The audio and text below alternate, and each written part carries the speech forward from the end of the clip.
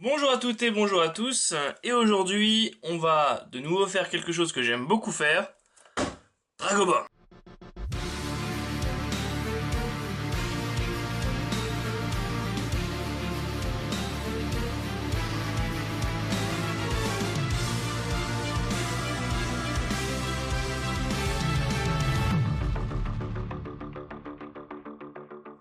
Donc voilà, je vous propose de découvrir ensemble cette BT4 Surge of Titans.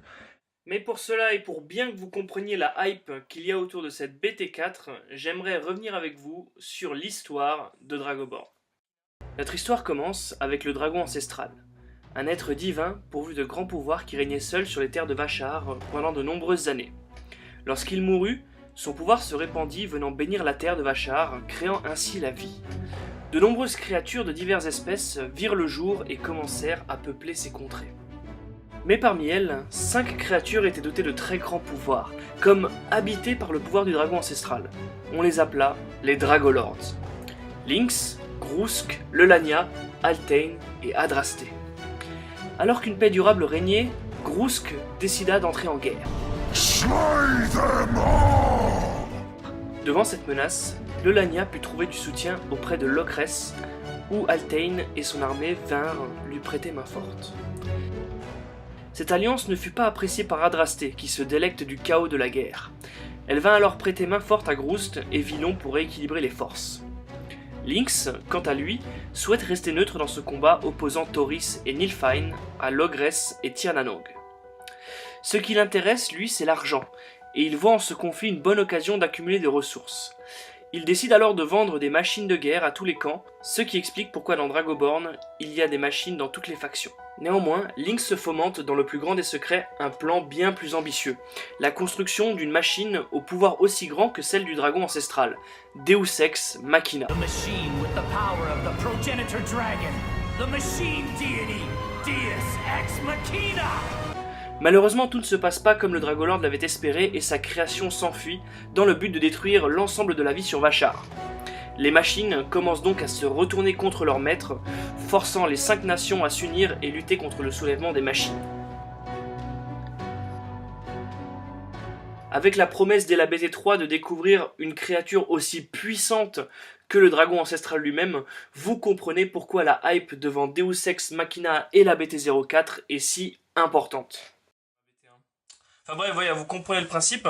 Et en fait, Lynx, donc qui est le dragon leader de Ulus, donc le bleu, en fait, a créé une machine qui détiendrait en fait le pouvoir du dragon primordial, et donc c'est Deus Ex Machina. Donc c'est un monstre machine qui devait être aussi puissant que le dragon primordial, et on voit quand même que dans cette extension, la carte est quand même pas trop mal. Donc on va tout de suite ouvrir la boîte. Donc ce qu'il faut aussi savoir sur cette extension, c'est qu'elle contient en fait le nouveau keyword qui sera introduit dans Dragoborn, qui est Overflow. Donc alors pour ceux qui ne sont pas étrangers à Magic, c'est le piétinement. C'est-à-dire que quand on va infliger des dégâts à un dé ou à une créature, on peut infliger l'excédent de dégâts à une autre créature. Donc voilà, on a quasiment toutes les double R, enfin au moins une double R sur deux qui possède en fait une habilité Overflow, et si elle ne l'a pas en fait elle peut la gagner par des effets. Donc vous verrez un peu ce que ça donne. Toujours 20 boosters dans un display. Les boîtes sont très bien faites d'ailleurs. 20 boosters dans un display, toujours nos 5 bannières, nos 5 dés. Je vous rappelle aussi que vous avez, si jamais vous voulez prendre des boîtes, c'est plus intéressant de les prendre par 4, parce que vous avez un tarif dégressif au bout de 4 boîtes, et vous avez un playmat, qui n'est pas celui-là d'ailleurs. Mais bon. Ok, donc voici nos 20 boosters, et je vais voir si on voit bien la caméra, c'est parti. Donc alors cette extension, elle est vraiment pas mal, déjà en termes d'artwork, comme vous pouvez le voir. Je sais pas si on voit bien. Donc elle reprend en fait tous les archétypes qu'on avait déjà vus, donc les gobelins démons, comme ici le gobelin, les anges comme ici. Ça c'est une de mes cartes préférées, Gobelin Zouka. Je sais pas si vous voyez bien l'artwork, donc avec tous les gobelins là dans le bazooka. Donc Elf aussi qui reçoit vraiment du très bon support.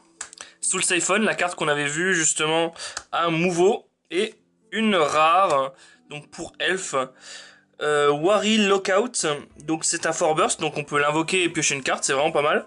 Et quand cette créature est détruite, durant le tour adverse, on peut choisir un de nos elfes, le stand et le move sur le fort où cette créature était. Donc ça, il y a à peu près tous les archétypes qui ont Gobelin Démon ont un gobelin qui a le même effet, Ange ont un demi-god qui a le même effet. Donc c'est plutôt sympa. Donc ouais, donc là c'est vraiment... Là on a une carte qui réduit justement c'est Daenerys un peu dans Game of Thrones. C'est une carte qui réduit en fait le cost de tous les dragons de 1. Enfin le premier dragon que vous jouez ce tour est réduit d'un. Oh, pom pom pom pom pom. Ah, un ange en foil. Hop, pom pom pom pom pom. Alors Dragoband, Dieu sait que c'était un bon jeu, mais s'il y a des dinosaures maintenant, c'est encore mieux. Alors, Ostragalus Bloodlord, donc c'est un dragon vert en rare. Quand cette créature est invoquée, on choisit une créature sur le terrain de l'adversaire, et si cette créature a une attaque, enfin si ce monstre a une attaque supérieure à la créature qu'on a choisie, on peut l'envoyer en ressource zone. Donc envoyer des créatures en ressource zone, c'est toujours très avantageux, parce que c'est très peu de decks qui peuvent récupérer des cartes de leur ressource zone. Et ensuite, cette créature gagne plus 2, plus 0 pour chacun de vos dragons. Donc vous comprendrez que c'est plus avantageux d'avoir des dragons sur le terrain avant de l'invoquer pour augmenter son attaque et donc augmenter la possibilité de proc des effets. Alors, voici donc Galvanize. Ok. Un nouveau Gobelin Zuka.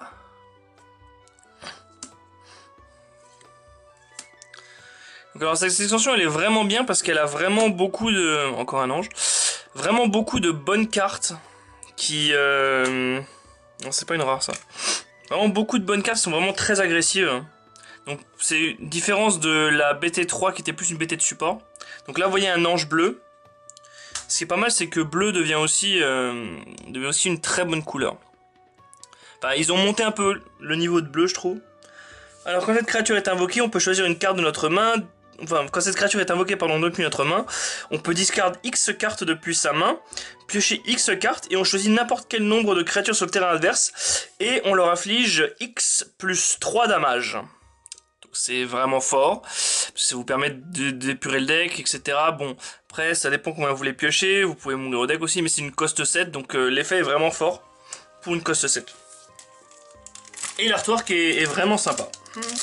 On va dire que l'effet est en accord avec le cost. Donc là, je vous en parlais, c'était le fameux gobelin qui permet, lorsqu'il est détruit, de restand des démons et de les stand sur le fort. Ce qui est pas mal avec Kane. Hop. Toujours une qualité d'artwork dans Dragoband qui est assez incroyable. Ah, ça c'est une bonne carte. Hi-Fi Gunner. En fait, c'est une 4, enfin c'est une 3-1 pour 4 qui dit que lorsqu'elle inflige des dommages à un Dragoshield, elle inflige le même nombre à tous les Dragoshield. You, salut You. Et notre première double R, c'est donc l'un des dragons, donc c'est Scorian, The Deathless Flame. Alors lui, il est vraiment fort, je pense qu'il va vraiment bouleverser le metagame. C'est une carte qu'il faut vraiment pas laisser sur le terrain. Donc quand cette créature attaque ou bloque, on choisit une créature adverse et on lui inflige 5 dégâts. Donc c'est vraiment fort. Et en Dragon Cross jaune, à la fin du tour, si ce fort a une ou moins barrière, on stand cette créature. Voilà, ça c'est vraiment très fort. Bon, j'espère que vous allez me porter chance sur le tirage et qu'on aura une bonne double airfoil. Vous voyez, avec cette rouge, quand je vous disais que la BT3 était un peu plus agressive que... Ah, elle est folle.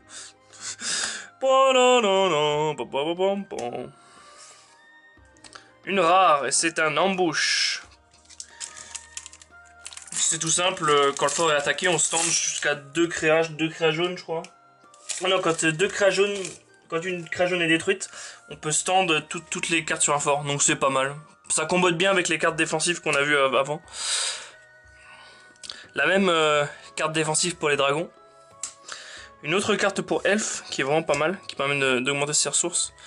Une démon. C'est un démon ça? Oui, c'est un démon.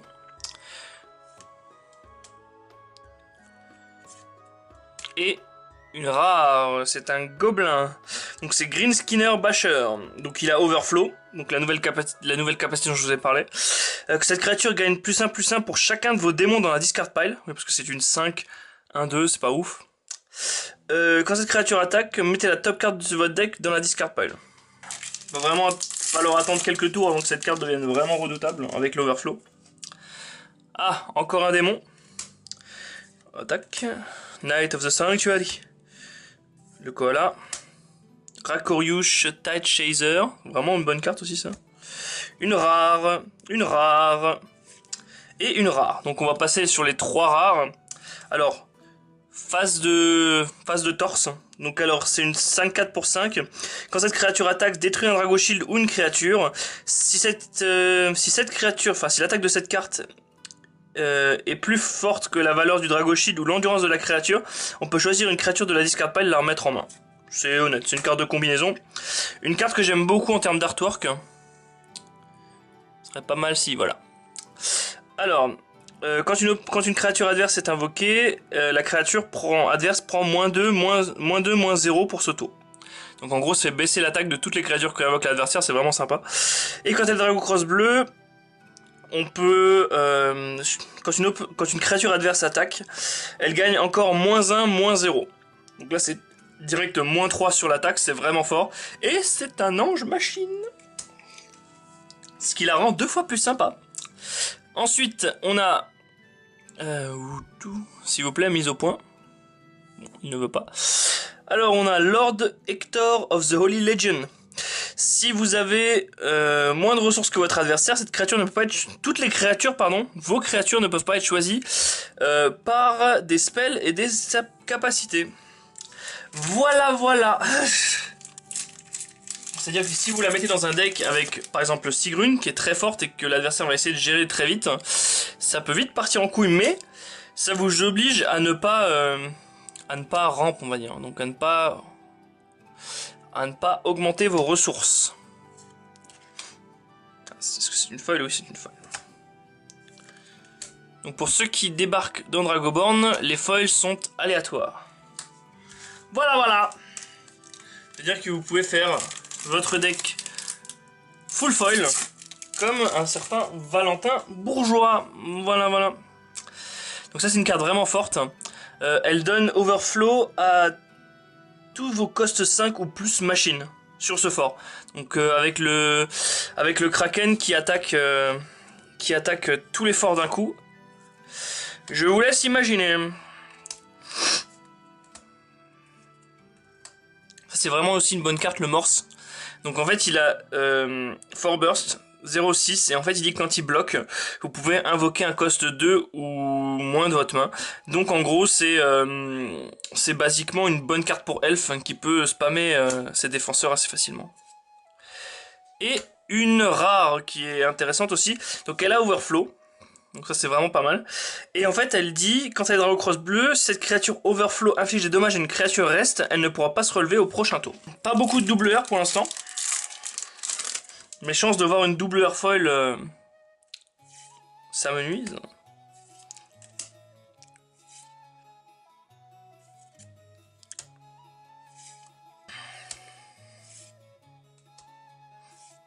Ah, double R jaune. C'est Lothian Sunscale Punisher. Donc lui il a un effet très simple, il a Overflow. C'est une 7/7 pour 7, donc c'est vraiment pas mal. Et quand il est Drago Cross jaune, quand cette créature Overflow détruit une créature adverse, on la restand. Une fois par tour, ça marche alors. Sinon ce serait vraiment trop pété. Donc en gros en fait, cette carte a été vraiment sympa en preview. Vous attaquez le dé, vous infligez le supplément de dommage à une créature qui va être détruite. Vous la relevez, vous réattaquez un autre dé, vous refaites l'Overflow et du coup vous avez neutralisé avec une seule carte 2 dés de créa. C'est vraiment pas mal. Et potentiellement des créas que l'adversaire du coup voulait peut-être conserver, utiliser pour bloquer. La carte défense avec les dragons. Distress Fighter, c'est aussi une carte en termes d'artwork que j'aime beaucoup. Avec un effet tout simple, quand elle est détruite, on pioche une carte. Et comme elle a 1 d'endurance, c'est vraiment pas mal. Carte défensive pour machine. Toujours notre très belle démon. Ah, c'est juste ma 3e foil de celui-là. Tranquille. C'est un ange. Hop. Ça c'est le cadeau d'Albert. Vraiment une bonne carte aussi. Et voici l'ange de notre tapis. Alors, Ocurius the Stormwinger. Quand une créature attaque ce fort, on peut payer X ou X et le cost de la créature qui attaque et on la retourne en main. C'est-à-dire que vous payez des ressources pour compulse en fait les cartes de votre adversaire. C'est fort, mais faut pas utiliser vos ressources pendant votre tour, quoi. Alors, une excellente carte qui s'appelle Paralyze. Donc, alors, on paye 3. Donc, c'est un spell bleu, on paye 3. Et les cartes de votre adversaire ne peuvent pas stand au prochain tour. Donc, ça, c'est bien après un gros tour de rush de l'adversaire. La petite machine qui donne Overflow en foil. Voilà. Et donc, une rare. Blood Talion Aerian Assault Leader. Donc, alors, quand on joue cette créature, on peut siphon X, où X c'est 3 ou moins. Si on le fait, elle coûte X de moins à jouer. Donc en gros, si on siphon 3, on peut la jouer pour 2, ce qui est pas mal. Et quand cette créature est invoquée, on choisit une créature adverse, on affiche 2 dommages. Franchement, bonne carte, simple, efficace, menaçante, vraiment excellente. Pom pom pom pom. Regardez, comme j'ai chanté ça, maintenant je vais ouvrir le dinosaure, la double dinosaure. Signal Rider en foil. Regardez, pom pom pom. Ah bah non. Les chances de voir une double foil, ça me nuise. Hop, elle est très belle, mais elle est très nulle. Enfin, elle est pas ouf, on va dire.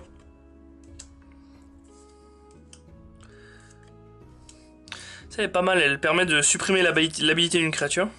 Ah! Oula! Il me reste 5 boosters et il me reste dans 3 doubles. Donc là, on devrait ouvrir la double.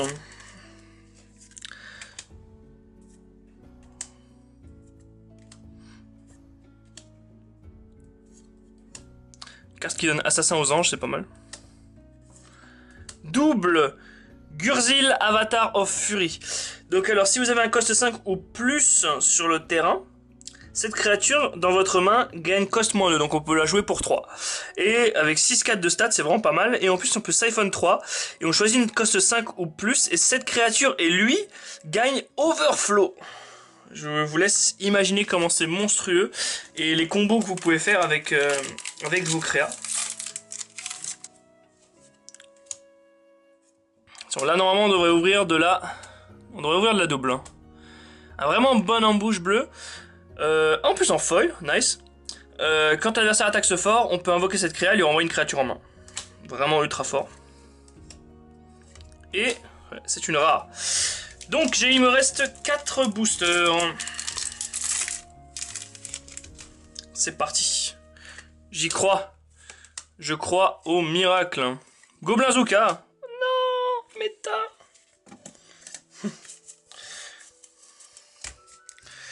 J'ai ma carte défensive pour Ange en foil. J'ai Sous le Siphon. Vraiment une belle carte. Et... oh merde. Oh merde. Bon. Là, il va vraiment falloir beaucoup d'espoir. Hein. Toutes les bonnes cartes étaient au fond. Et donc notre double c'est... ah non, c'est pas ça. Foil et... oups. Donc là, c'est définitivement mort pour notre double airfoil. Donc là, il ne nous reste plus que des doubles. Et donc, ça me fait mon playset de Kion of the Blizzard. Donc, une très bonne ange qui dit que du coup, on peut, quand un cost 2 créature sur votre terrain est détruite, si on a une bannière bleue, on peut l'invoquer. Ça, c'est pas mal. Et quand cette créature est détruite, on choisit une créature adverse et on la reste. Et troisième effet, donc quand elle est Dragon Cross noir, cette créature est détruite, on la retourne en main. Mais je vous laisse quand même admirer si j'arrive à faire un bon focus, je ne crois pas. Mais la beauté de cette carte, vraiment incroyable. Je pense que c'est la carte que je préfère dans cette extension. Et notre dernière double, c'est donc une verte. Et c'est Dredge the Corrupted. Donc alors Overflow, immune Red Black. Et quand cette créature est bloquée par une Red ou Black créature, elle gagne Deadly pour ce tour. C'est pas incroyable, mais c'est assez sympa on va dire. Voilà, c'était donc mes 5 doubles de la boîte. Une boîte pas incroyable. Voilà, il n'y a pas eu de foil, enfin de double rare foil, qui aurait permis d'avoir une petite carte en plus dans la boîte. Mais l'ouverture a été solide et maintenant il ne nous reste plus qu'à builder pour jouer avec cette nouvelle extension de Dragonborn. Moi je vous remercie d'avoir regardé cette vidéo et je vous dis à bientôt sur la chaîne pour de nouveaux contenus sur Vanguard et Dragonborn. Salut!